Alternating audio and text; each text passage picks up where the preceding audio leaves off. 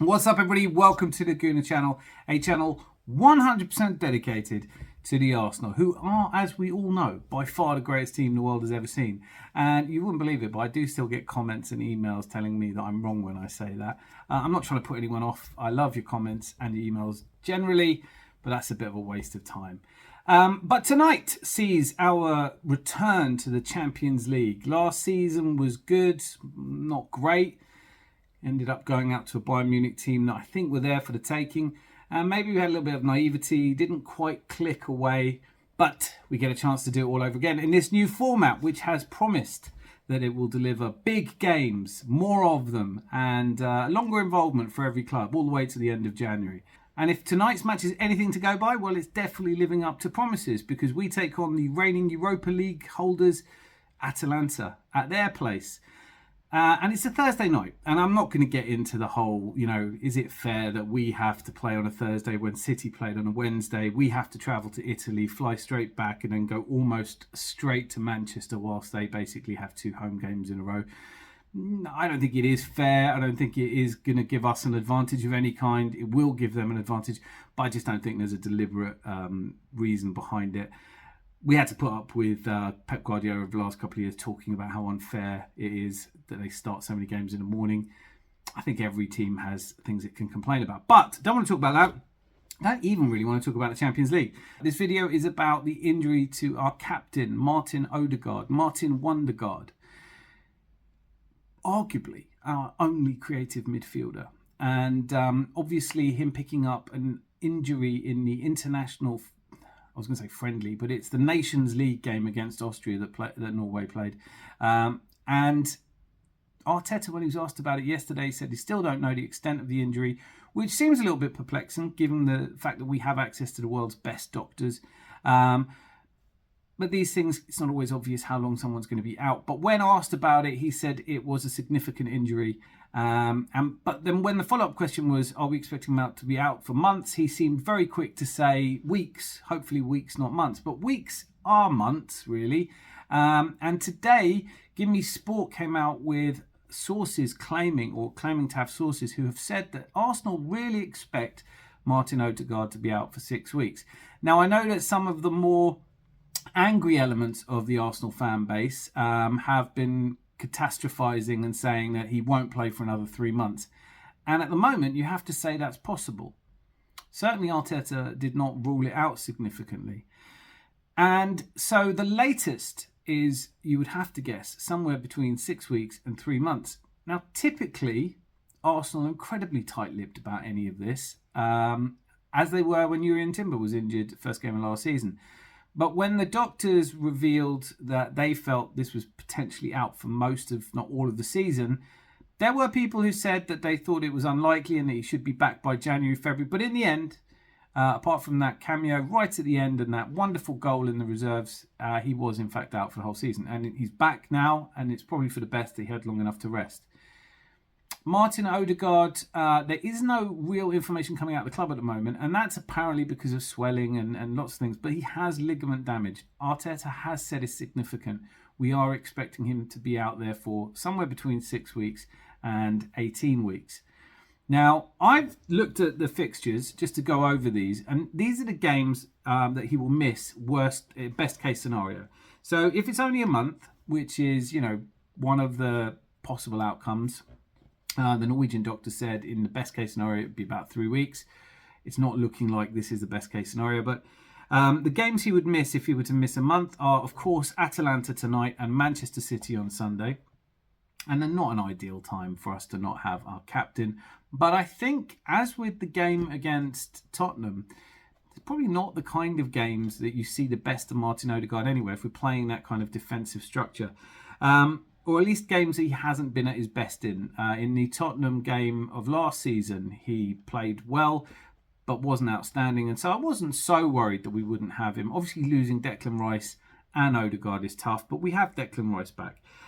So he will, whatever happens now, it looks likely miss Atalanta tonight, Manchester City on Sunday, Bolton in the League Cup, Leicester, PSG, Southampton and Bournemouth. Now, with the exception of PSG, with the obvious exception of Manchester City. These are games that you would hope we would be able to cope without him. But in the second month, so somewhere between 6 weeks and 12 weeks, as I said, we'd expect him to miss Shakhtar, Liverpool, Newcastle, Inter and Chelsea. And that's a bit of a problem. And it shines a light on a broader problem. And I'm not trying to be smart after the event, but when you look at our team, he really is the only creative midfielder. As you will know if you watch this channel or have done for any period of time, I'm not a massive fan of having let Emile Smith-Rowe go. And it just seems like for injuries and lack of opportunity the last 2 years, we didn't give him the game time. He made the right decision for himself and left. But isn't it typical? He's been gone a month or less, and now an opportunity comes up where he would have had a chance to shine. Fabio Vieira, I'm not convinced, would have been a good deputy for Odegaard. We saw enough attempts to try and fit him in the team, and it just didn't happen. So I don't think he would have been the answer, or somebody that you would feel confident throwing into a game like City, or even Atalanta. Maybe even Bolton, if I'm honest.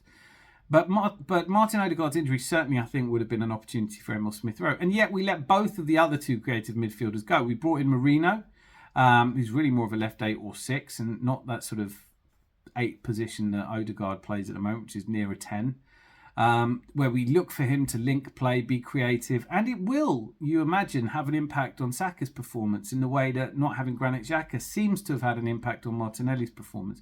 And we still haven't seen the best of Martinelli, and it may be that his form has dipped. And I know there are some of you out there who think it might be time to look at selling him. I'm not one of them. But it could also just be that we haven't built the left around solid foundations yet. So missing Martin Ødegaard is definitely a miss. He is our captain. He is our most creative player. But does this ask the question, why is he our most creative player? Should we have done more in the transfer window? I know that the transfer window wasn't received with excitement by anybody. But there was this idea that we'd kind of gone out and got every position that we needed. We needed defensive cover because Jacob Kivior isn't necessarily the one, because Tomiyasu is always injured. So going out and signing Calafiori made loads of sense. We needed someone to come in and replace Granit Xhaka, and Marino looks like he might be an upgrade. So that made perfect sense. We needed someone to come in and cover for Saka in case of injury, and the good news there is it doesn't seem like he is injured, but we always live on our nerves a little bit with Saka. And also somebody who was versatile enough to play through the centre if needed, or on the left if it was necessary. So we went and got Sterling. And I don't remember really anyone saying we desperately needed a creative midfielder. But I look at our team and I think, look, there are different styles of management. You have the Johan Cruyff school, which is all about flair and having players that can surprise you and do things unexpectedly and total football.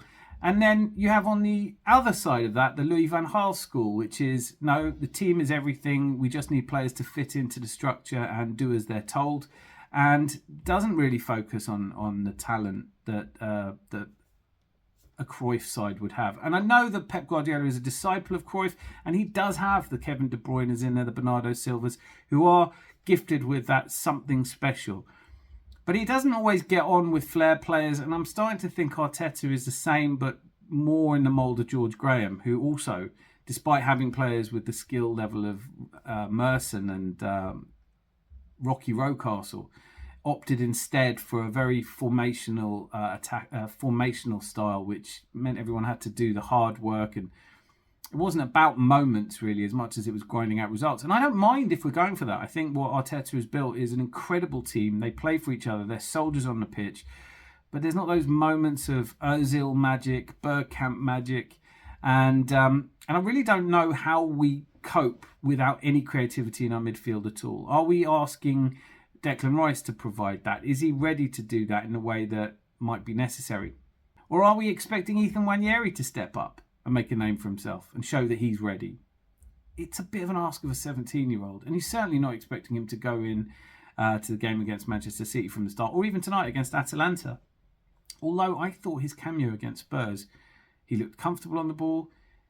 He looks like a great player in the making, but we have to be gentle how we bring these players through. So why don't we have a creative midfielder? Is it, as some will tell you, that Arteta doesn't get on with players who are a bit diva, a bit special? Does every team need one? Alex Ferguson went and got Cantona and treated him differently from everyone else, and with good reason. Arsene Wenger had Bergkamp. Do we need another player like that who just does what he wants? Jesus hasn't been that for us. Maybe Sterling can be that, but he's not going to be in the middle of the park. Can you see a world in which you bring Saka into that position and try Sterling outside? Are we going to be experimenting, and should we be? It's the whole point of having a squad that you have 2 players in every position. Where is our Odegaard backup? I understand it's difficult to have a backup for a player that you expect to play every day. It just feels like we are so unprepared. We're so unprepared for an injury to Odegaard. And, well, now we have an injury to Odegaard. And if he doesn't come back before the start of the year, are we in danger of affecting our chances of silverware this season across all the competitions?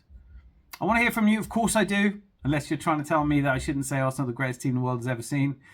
Drop a comment. Let me know who you think we should have got to sign. I know that we were linked with Xavi Simons, who I think would have been a good understudy, but he wouldn't have gotten a game if Odegaard was fit every time. It's hard to see where else you could play him. Does the system, do we need a secondary system? Can we just go about our season this year getting 1-0 to the Arsenal and scoring from set pieces, which I think we will do tonight against Atalanta, because, like I said, they played against Fiorentina on the weekend. Looked a bit dodgy.